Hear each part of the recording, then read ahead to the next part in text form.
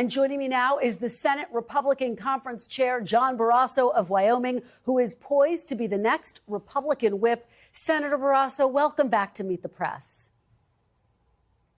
Great to be back. What you saw there really was an earthquake election, the biggest comeback politically in the history of our country. You know, they used to call Bill Clinton the comeback kid. Donald Trump is the comeback king. He has come back from 2 impeachments, from being dragged through the courts, from getting shot. And he won with over 300 electoral votes, a majority of the people winning all these demographic areas. And, you know, he brought us 4 new Republican senators. We now have 53 Republican senators. What that proves is America, the people of this country voted. They want to get this country back on track. And we should note NBC News still hasn't called Arizona or Pennsylvania. But let's talk about the earthquake, because Republicans do control the Senate, Senator. So talk to me about how you see this. How do you think, and what do you think the Senate Republican mandate is? Well, the mandate are the 2 things that people cared the most about, which is the high costs and the open border. And those are the things we're going to start working on immediately. We've been working with the transition team on those things. Now, there are some things that the president can do as soon as he takes office in terms of making some U-turns on these bad policies of the current administration, in terms of unleashing American energy, in terms of the policies with the border, reversing so many of these executive orders that were put in place 4 years ago. I expect to see the president put back in place the Remain in Mexico policy, stop this catch and release policy. And the Senate also wants to work very quickly, actually before the inauguration, on making sure the president's cabinet is in place. We're going to have hearings and votes so that on day 1, January 20th, when the president takes over, he's going to have as much of the cabinet in place as we can get. And he met huge resistance in 2016 and when he was inaugurated in 2017 with getting his cabinet in place. What I'm hoping is that as a result of this huge landslide victory, that we get a little more cooperation from the Democrats in helping President Trump get that cabinet in place for day 1. Well, Senator, let's talk about some of those priorities that you mapped out. And let's talk about the border. I had the opportunity to talk to President-elect Trump this week about his win. He said at the top of the list, securing the border. I asked him for details. What's the price tag? He said, quote, "It's not a question of a price tag. We have no choice. There is no price tag." Ultimately, Congress will have to decide whether to give President-elect Trump a blank check. Do you agree that there is no price tag for Donald Trump's mass deportation plan? Well, I agree there's no price tag on protecting the safety and security of our country and our citizens. President Trump is going to enforce the law, and we haven't had that over the last 4 years. There are over 10 million illegal immigrants in this country right now, and we're talking about people who are from criminal cartels, drug dealers, people on the terrorist watch list. These are people who are here in this country who have been murdering, raping, poisoning our citizens. And what the president said is he wants to prioritize and go after those people first, to deport those individuals. But, Kristen, if you take a look, and you didn't get through this with the poll numbers, the number of people that support deporting these individuals, it is a supermajority of Americans. And I believe it had a lot to do with the president's success, his overwhelming success at the polls last Tuesday. Yeah, and worth noting, not all 10 million are criminals. But let me just drill down with you, because by some estimates, that mass deportation plan could cost as much as $88 billion a year just to deport 1 million people. Senator, would you approve of a package that big, which would undoubtedly add to the national debt?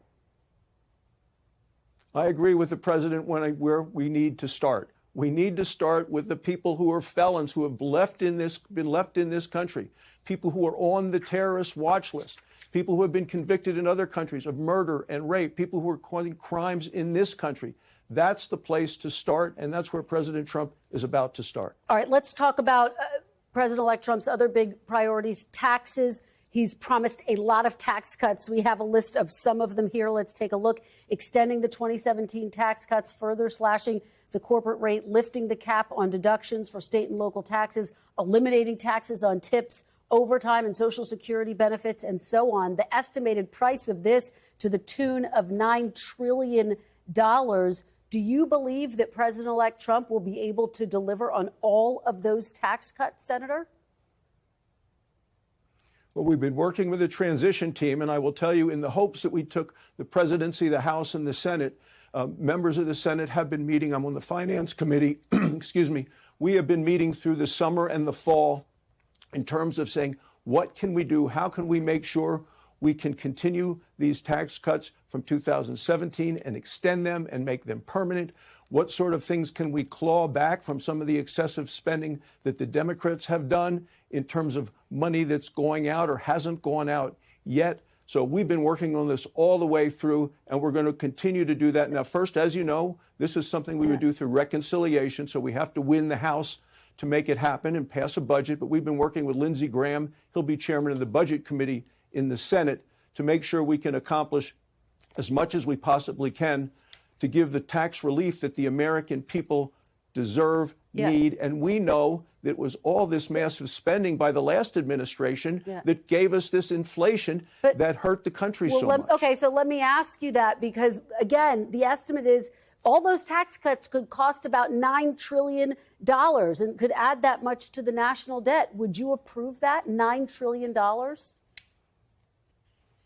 What we know is when we cut taxes last time, the amount of money coming into the Treasury actually went up. It stimulated the economy.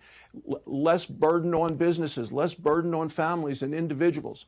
What we also know is that government spending went up more. Our problem is not that we're taxed too little, it's that as a nation, we spend too much.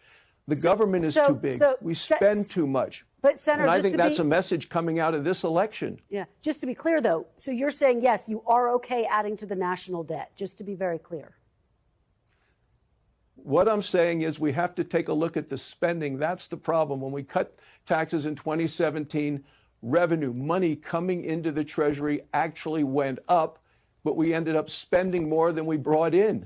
So that's the problem. It's not that we're taxed too little. It's we continue to spend too much. The government is too big. It does too much. And we need to take a look at what we can do to make sure the American people have what they need. Senator, you said earlier in this interview that you're determined to move quickly to confirm President-elect Trump's cabinet picks. You are, of course, a doctor. You're a believer in vaccines. How would you feel about Robert F. Kennedy Jr., who's, of course, an outspoken vaccine skeptic, having a role in health care in Donald Trump's administration? Would you support that? Well, since President Trump hasn't actually made any nominations yet along those lines, I'm not going to comment on any one individual. What I will tell you is that I expect the president to make bold decisions. He has to come up with actually 1,200 different appointees who get confirmed by the United States Senate. The Senate will be ready to look at every nominee that he makes, but he's made one decision already, and that's putting Susie Wiles in as the chief of staff. That's a historic decision as well. She is the first woman chief of staff of the White House in history. President Trump has done that. She's terrific. And I can tell you, there are lots and lots of very qualified individuals who are going to be considered for cabinet posts and other posts in government.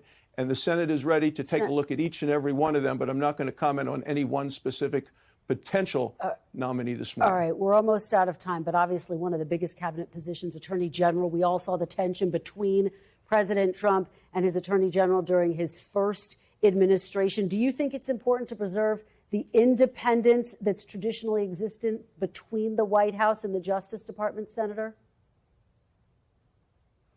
Well, I think what John Kennedy appointed his little brother Bobby as Attorney General. The president gets to choose who he wants. We'll have hearings on whoever the president appoints as the Attorney General of the United States. And I'm looking forward to those discussions and those hearings. And I'm looking forward to moving quickly with the majority we have in the Senate to get the president's cabinet in place so he can hit the ground running come January 20th. All right. And of course, there is a leadership race this week in the Senate. So we'll be watching that closely. Great to have your voice and your perspective on this Sunday. Senator Barrasso, thank you so much. Thanks for watching. Stay updated about breaking news and top stories on the NBC News app or follow us on social media.